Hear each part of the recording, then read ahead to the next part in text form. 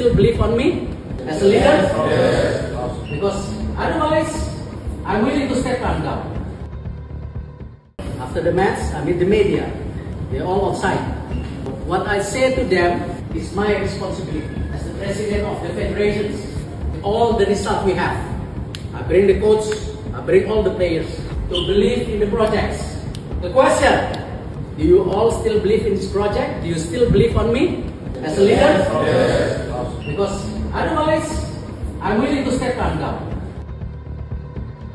I'm willing to stepping down as the president of Indonesian Football Federations because it's my responsibilities. So we're still together.